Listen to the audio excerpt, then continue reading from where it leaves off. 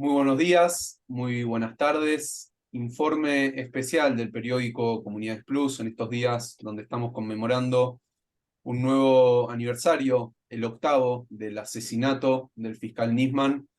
Tenemos la oportunidad de hablar con Gustavo Perendik. Gustavo en este momento está desde Israel. ¿Cómo estás, Gustavo? Buenas tardes. Un gusto saludarlos, Natalio Hola y Elan, Gustavo, ¿qué tal? Muchas gracias Gustavo por tu presencia. a Un, ustedes. un verdadero placer tenerte aquí con nosotros. Gracias porque cada vez que te convocamos desde Comunidades Plus estás al pie del cañón, como decimos siempre, acompañándonos, así que de verdad te agradecemos por tu tiempo. Gustavo, quiero comenzar la entrevista del día de hoy preguntándote qué recordás de aquel 18 de enero del año 2015. Son recuerdos muy precisos, muy dolorosos. Yo estaba terminando una gira de conferencias en el hotel de Madrid por tomar mi vuelo de regreso a Israel y un estudiante a quien probablemente conozcas me escribe pidiéndome que lo contacte con Alberto Nisman para hacer una entrevista. Le respondo con mucho gusto, pero ahora está por presentar en el Congreso el trabajo de su vida, así que dame unos días, cuando termine esto, te aseguro que te pongo en contacto y te consigo la entrevista. Al mismo tiempo le estoy respondiendo a Alberto mi opinión sobre el texto que va a presentar el Congreso y que me mandó, y siempre me contestaba al hilo, y empieza a tardar y a tardar en responderme, y me llama la atención. Fatídicamente, este mismo estudiante, a los pocos minutos, me escribe nuevamente diciéndome: estoy consternado, Gustavo, pero te tengo que contar que acaban de encontrar a Alberto muerto en su departamento. Nevaba mucho, sentí que era una especie de reflejo de mi alma también. Me puse a llorar como un nene. Era difícil creerlo, lo que me decía, a pesar de que habíamos hablado incluso con Alberto de la posibilidad de su asesinato. Así casi empiezo mi libro Matar sin que se note. ¿Cómo va a sobrevivir este tipo en este mar tan sucio por el que le toca nadar? Pero eh, a partir de ese momento, el año 2015 fue el año Nisman en mi vida, porque inmediatamente llegué al aeropuerto de Barajas y empezaron a llamarme periodistas de muchos lugares para preguntar. No sé ni cómo llegaron a mí, lo digo con toda sinceridad, para preguntarme datos, qué sabía, etcétera. Y cuando aterrizo en Israel, en el aeropuerto me está esperando un periodista para hacer una nota, me acompaña en el taxi para... Y de ahí no termina más. Empiezan todos los días periodistas de diversos países. Así que no terminé de salir de la conmoción. A esta altura, después de 8 años, por supuesto, el tema fue elaborado, aunque te digo con sinceridad y sin ninguna sensiblería, lo extraño mucho. Muchas veces pienso en los diálogos que tuvimos, en mi libro, el segundo libro que escribí sobre él, Morir por la Argentina, pongo muchos de los diálogos que realmente tuve con él. Bromas y juegos de palabras que hacíamos, lo incluía. Así que te diré, lo que me acuerdo es, ese año me queda muy grabado en mi memoria, pero sobre todo aquellos minutos en los que me entero de su asesinato. Y me permito extenderme en este punto Sí, del sí, cómo no. asesinato, porque muy bien vos lo planteás, Ilan, y no esperaba otra cosa de vos, de hablar de asesinatos sin ninguna duda.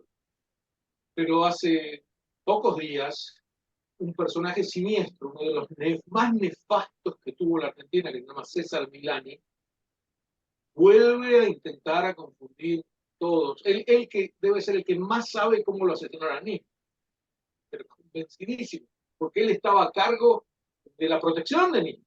Él sabía que todos los custodios se fueron, él sabe todos los datos de lo que ocurrió después.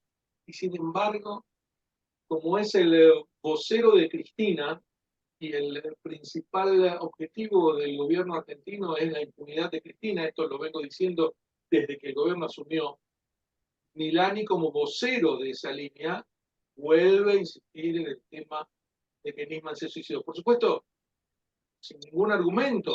El medio en el que lo dice, la radio en la que lo declaró, podrían haberle preguntado, ¿y cómo explica entonces que hayan movido el cadáver, que hayan borrado los mensajes, que hayan montado un escenario falso, que, etcétera? Las 40 pruebas que siempre menciono, irrefutables sobre el asesinato de Nisman. Pero nadie lo cuestiona, simplemente dejan que este individuo vuelva a sembrar la confusión y la mentira. Mientras este gobierno esté presente, no veo ninguna posibilidad de que avance la justicia, pero tengo siempre un optimista en el corazón que me dice que alguna vez esto va a terminar y va a poder retomar la justicia. Mientras tanto, se ven algunos indicios de que los jueces argentinos no son cobardes cuando tienen que definir una situación, como en el caso de Cristina, lo hicieron con valentía y sin preocuparse más que por otra cosa que por la justicia. Espero que en el caso de Nisman esto también prospere. Pero mientras este gobierno todo está tan enrarecido y enviciado, que es muy difícil que alguien tome la bandera. Como Nisman no va a haber nadie que tome la bandera jamás.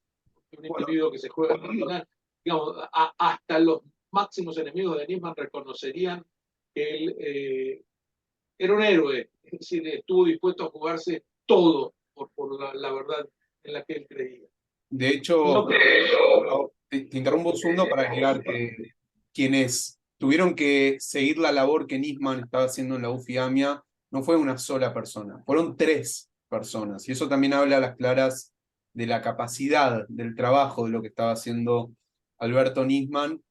Y quiero aprovechar para preguntarte a vos, Gustavo, y también aprovechar que lo tenemos a Natalio Steiner del otro lado, porque 8 años es mucho tiempo y mucha agua ha corrido por debajo. Me parece que ha quedado claro que hubo un aparato casi que te diría que estatal o incluso paraestatal que se ha encargado de divulgar difamaciones, mentiras, falsas acusaciones.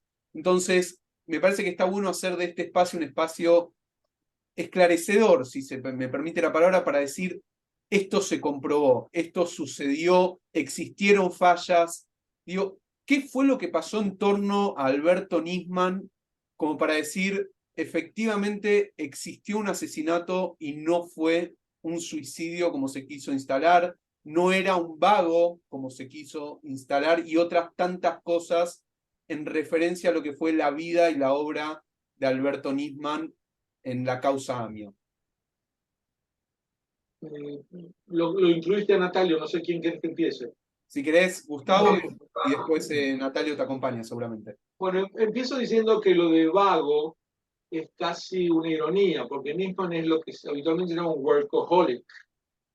Nadie lo sacaba de su trabajo. Se levantaba muy temprano, se iba a acostar muy tarde, y eso arruinó de algún modo su vida familiar. Porque si hay algo que obviamente no era un vago. El tipo estaba totalmente dedicado a la causa.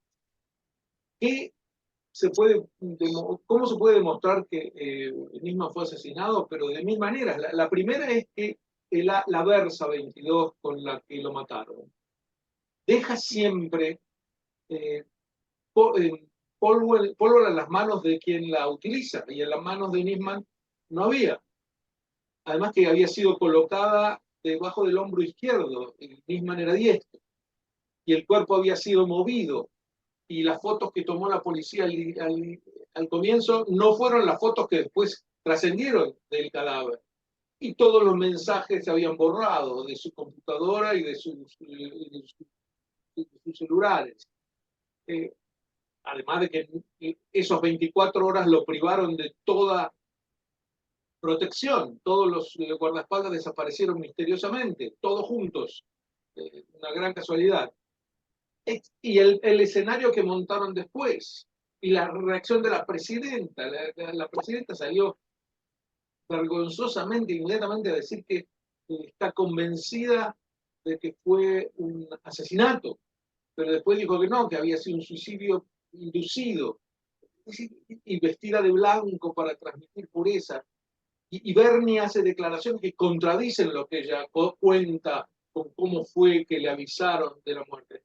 una y otra, y la fiscal Fein diciendo que no había huellas de sangre porque la sangre había sido, perdón, que la sangre había diluido todas las huellas dactilares que tendrían que haber encontrado en el arma. Absurdo, no hace falta ser un gran técnico para saber que la sangre no diluye huellas dactilares. La fiscal Fein se negó a hacer una autopsia psicológica para tratar de dirimir si había alguna causa que pudiera indicar que Nisman quisiera suicidarse. No lo hubo jamás. Cuando la hicieron finalmente esta autopsia demostraron que era todo lo contrario. Nisman era pura vida, era hiperkinético. Jamás, nada más alejado de un carácter depresivo que. Frente a decenas y decenas y decenas de pruebas, yo enumero en mi libro, no hace falta ahora aburrir a vuestra audiencia con ellas, y además que están todas en internet, uno lo puede buscar fácilmente. Todo lo que dicen los suicidistas es una especulación psicológica. Ellos no traen ninguna prueba ni refutan ninguna prueba.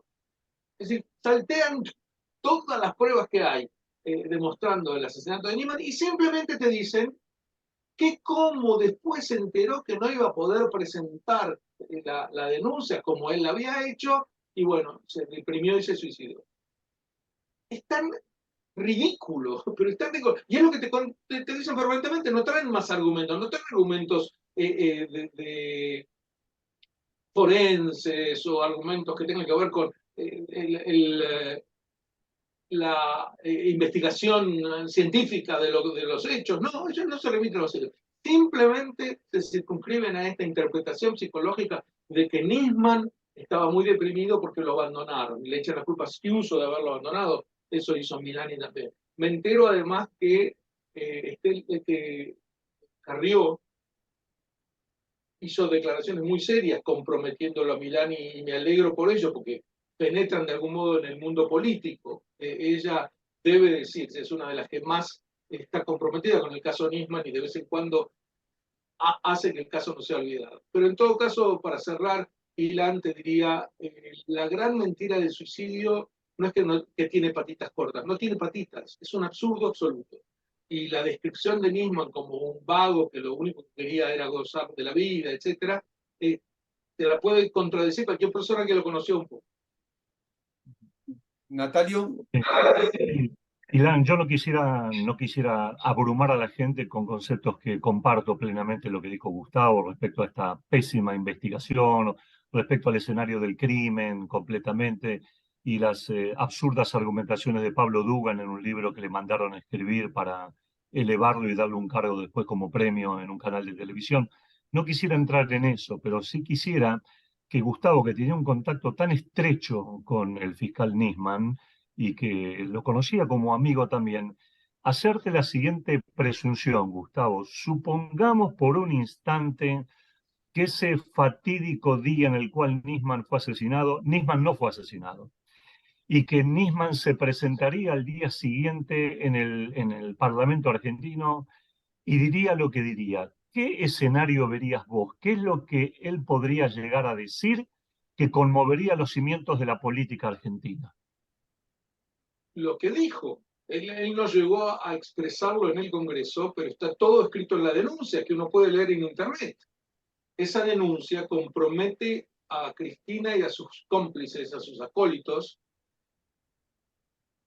enteramente.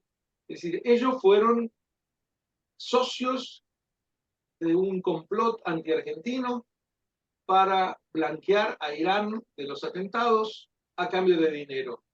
Ese dinero iba a entrar a Argentina especialmente vía Chávez. No es casual que ahora Maduro, como anunció Irán, visite la Argentina.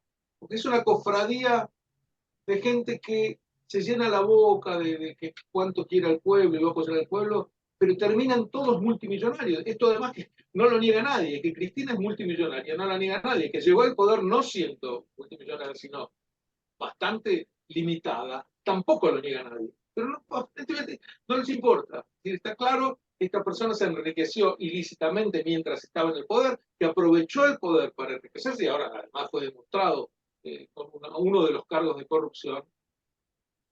Y son todos iguales, son todos iguales. Maduro, como viste, cómo viaja, y la familia de Chávez es una familia real en Venezuela, mientras el pueblo se muere de hambre. Espero que visite a los cientos de miles de venezolanos que están en la Argentina, que tuvieron que irse del país por las políticas que él ha implementado, que son simples palabreríos. Como decía Néstor Kirchner, una vez que vos sos de izquierda, eso te da fueros, te da derechos. Entonces, mientras vos te identificás con la izquierda, ya está. No tenés que hacer absolutamente nada, robás permanentemente, y en ese sentido no tiene nada que ver con nuestro tema, pero diría que Milei acertó en una definición cuando él dice la casta. Se refiere a todos los políticos que se enriquecen, etc.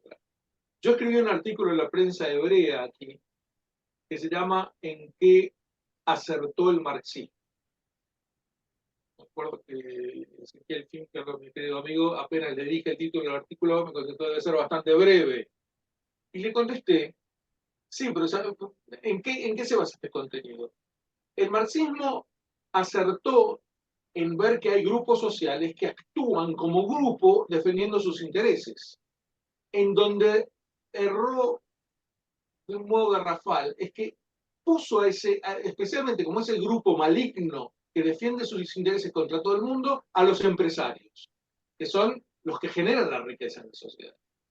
Pero ese grupo está ahí, son los políticos, no los empresarios. Los políticos son los que se apoderan permanentemente de las riquezas del país y no lo dejan crecer. Y cuanto más políticos hay, es peor. Y este es el caso de Maduro, de Chávez, de Cristina, de todos los que responden a esta línea que empobrece permanentemente y que los enriquece a ellos personalmente. Esta cofradía se unió con Irán y Alberto Nisman lo reveló, mostró que había un pacto entre ellos para eximir a Irán de toda culpa por los atentados a cambio de dinero. Pregunta Natalio: ¿pero qué hubiera pasado si no lo asesinaban y él presentaba esto en el Congreso? La verdad es que lo habrían asesinado de otro modo, no físicamente tal vez. Lo que habrían hecho es montar una maquinaria infernal de desinformación para mostrar que todo lo que dice Nisman es mentira y que Nisman es un agente del imperialismo internacional. Ese tipo, hubieran hecho otro tipo de asesinato mediático, pero que no cabía duda de que había que sacárselo de encima, porque este señor estaba yendo contra la cúpula y estaba denunciando a la cúpula de haber traicionado a la patria. Así que la diferencia hubiera sido que lo hubiéramos tenido a Nisman para apoyarlo, pero en cuanto al mecanismo destructor de aquellos que habían sido denunciados, se habría mantenido en colo. ¿Sabes, Gustavo, que algo de lo que más me sorprende de lo que fue el asesinato de Nisman es la última entrevista que él da en la televisión argentina, cuando él habla en Todo Noticias, en el programa Dos Voces? Dice una frase casi premonitoria, ¿no? Dice, él habla de sí mismo en tercera persona y dice: esté Nisman o no esté, las pruebas van a seguir estando. Y cuando hablamos de que las pruebas van a seguir estando, vemos que hace poco en Argentina hubo un escándalo por un avión venezolano-iraní que fue encargado y se demostró de transportar armamento para el terrorismo en Irán. Se vuelve a mencionar el rol de Hezbollah. Entonces vemos cómo de la denuncia casi del memorándum, que incluía como una especie de cancillería paralela entre algunos personajes como Delia, como Youssef Khalil, digo, tantas pruebas y espías también de por medio. ¿Qué mensaje te queda a vos, Gustavo, respecto a lo que fue la obra de Nisman? Yo, si me haría esta pregunta, digo, es verdad.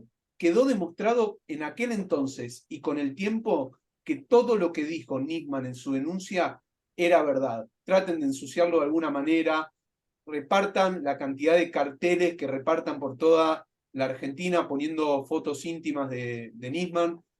Hagan lo que hagan, no se puede tapar el sol con la mano. Lo que Nisman mostró fue verdadero, fue cierto, y su muerte no le puede poner fin de alguna manera. Pero digo, en estos 8 años y en los que vendrán, ¿qué es lo que podemos rescatar de aquella denuncia que hizo Alberto Nisman? Primeramente, ver una figura heroica y trágica. Trágica, no hace falta que lo explique, heroica porque era lindero en lo irresponsable.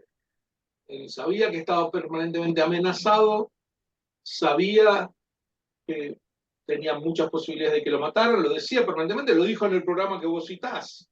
Yo puede ser que salga muerto de esto, con esas palabras. Y sin embargo seguía adelante. Eso es en lo personal.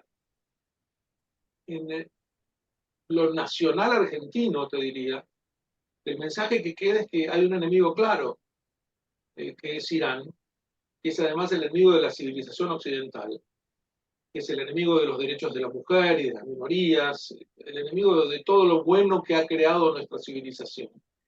Y se ensañó con la Argentina. Y por lo tanto, en algún momento, esperemos, que los argentinos tomen plena conciencia y lo vean a Irán como el enemigo, porque las veces que a mí me tocó ir a escuelas no judías a hablar del tema Nisman, o del caso, no, del tema Nisman no, nunca fui, el caso AMIA, eh, me abrumaba la ignorancia que tenían de lo que había ocurrido. Ahora alguien podría decir, pero la gente hoy en día no sabe de nada, es cierto, pero tenía que tener una asociación, ¿no? Sabían que había habido un atentado, pero nadie jamás se le ocurría asociarlo con Irán. El tema de la gente. Yo cuento también, hice muchos intentos por crear una muestra itinerante sobre el atentado en la AMIA, fracasé rotundamente, no conseguí los fondos para hacerla. Yo creo que habría contribuido muchísimo a esclarecer en la Argentina, en escuelas, en universidades, todos los medios en que se pudiera presentar el caso. Ese es el mensaje que queda. La Argentina fue agredida. Preguntás, Ilani, ¿qué queda como mensaje?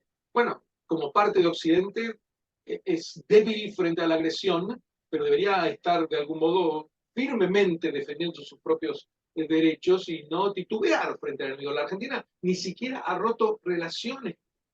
Es una cosa escandalosa. No hay embajador, pero hay embajada de Irán en la Argentina. Hay una escuela que se llama todavía Escuela República Islámica de Irán, en Buenos Aires. Imagínense, como en Londres hubiera una escuela que se llamara, no sé, Escuela Tercer Reich. Ahora, que nadie me diga que banalicé el holocausto, no estoy hablando del holocausto, estoy hablando de la guerra entre Inglaterra y Alemania en la Segunda Guerra Mundial. En todo caso, esos son los mensajes que quedan, y como no me preguntaste el mensaje de los judíos, no me detengo en él, pero casi se sobreentiende. Natalio. Sí, Gustavo, sí, Gustavo, yo quería, justamente a propósito de esta reflexión que haces, por un lado, vos dijiste que gracias que en Argentina se demuestra que tenemos jueces valientes, que están avanzando, hiciste un comentario respecto a este tema, y por otro lado tenemos el fiscal Tayano, que está investigando la causa ya hace muchísimos años, y estamos viendo que la causa, a menos que yo desconozca algún elemento en particular, no está avanzando. Seguimos adelante con las pericias que se están haciendo respecto a los miembros de los servicios de inteligencia, el entrecruzamiento telefónico de aquí y de allá. ¿Cuántos años puede demorar un entrecruzamiento y los datos? Sumale a esto que la Argentina es un país en donde la población ya se está acostumbrando a recibir distintos tipos de masazos que llevan a olvidar un suceso a cambio de otro y otra cosa reemplaza lo que viene. ¿Qué posibilidad, qué factibilidad tiene este suceso, este tema de la muerte de Nisman de ser definitivamente aclarado, cueste lo que cueste, en esta sociedad abrumada por la desmemoria? Lo insinué al comienzo. En la situación política que se encuentra la Argentina hoy, no hay ninguna posibilidad. Porque hay un ambiente digamos, que genera apatía frente a aquello que pueda crear un revuelo tal grande en la política argentina que a nadie le gusta despertar muchos enemigos de golpe, sobre todo si esos enemigos están en el poder. Entonces, no es que haya fiscales y jueces que quieran trabarlos, sino hay fiscales y jueces que en la maraña en la que se encuentran no se atreven a ir mucho más lejos. Cuando yo dije que hay jueces, no quise decir todos los jueces, pero cuando fue la condena de Cristina quedó claro que había una buena dosis de osadía en aquellos que procedieron, y uno de ellos fue casi amenazado de muerte por el presidente de la Nación en un programa televisivo, donde fue a decir que espera que no le ocurra al fiscal lo mismo que le ocurrió al fiscal anterior que se había enfrentado a Cristina, hablando de Aníbal. Creo que todo el mundo recuerda eso. Entonces, en un ambiente político como el que hay hoy en día en la Argentina, no hay ninguna posibilidad de que avance el caso. Pero cuando se den las circunstancias mejores de un clima político distinto, yo creo que empezará a haber una posibilidad. Me gustaría cerrar el encuentro de hoy con Gustavo y agradeciéndole nuevamente por su tiempo. Preguntarte, Gustavo, ¿cuál crees que es el mejor homenaje que se le puede hacer en dos aspectos? Uno, como comunidad judía a Nisman, y segundo, como Argentina, como país, ¿cuál es el mejor homenaje que le puede hacer al fiscal Nisman? Creo que coincidirían los homenajes, porque finalmente Nisman se jugó por la Argentina. El caso Amia no era un caso de la comunidad judía. Él se jugó por la Argentina y por eso menciono nuevamente mi libro, pido disculpas, decidí llamarlo Morir por la Argentina, porque fue lo que le ocurrió. El mejor homenaje es lo que estás haciendo vos, Ilan, ahora.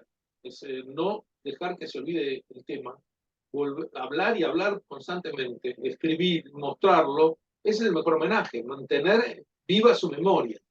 En ese sentido, lamento mucho el fallecimiento de Mauro Viale. No siempre coincidíamos con él en su estilo, en sus contenidos, pero era uno de los pocos que insistía siempre en mantener el caso Nisman vivo. Ni que hablar de periodistas como Natalia Steiner, como vos o como otros periodistas judíos que desde el mundo judío lo hacían. Pero yo estoy hablando del periodismo general. Y no se trata solo de periodistas, es decir, en la academia, lo que podría ser la comunidad judía en particular es tratar de promover, insistir en que se hable del tema, en que se mencione y se hagan muestras, y se hagan exposiciones, y se hagan conferencias. No creo que esté ocurriendo. Yo no sé si me pueden corregir No, no, sobre por el momento no. la que se mueva en esa dirección. El camino es largo por recorrer todavía. Bueno, Gracias, Gustavo, gracias por tu tiempo, por la entrevista y te comprometemos para que más adelante nos puedas hablar de tu nuevo libro que estás sacando acerca de el complemento entre la cultura griega helenística, la cultura judía para modelar la sociedad occidental a la cual, bueno, queremos defender desde algún ángulo como sea posible y el aporte del judaísmo a esta cuestión. Así que Con mucho agradecemos gusto. esto. Sabemos Que sea nuestro realmente. próximo encuentro, con gusto. Así es, y sabemos lo que este tema de Nisman te choca y te duele porque fuiste un gran amigo personal de él, me consta personalmente que tuviste una cercanía que pocas personas pueden atribuirse en el conocimiento personal y de la causa respecto que Nisman llevaba constante y de guía por delante. Una Así vez que, una persona llamada Laura Alonso sí, me emocionó hasta las lágrimas, y me emociona ahora de recordarlo, me dice que Nisman me llamaba su hermano.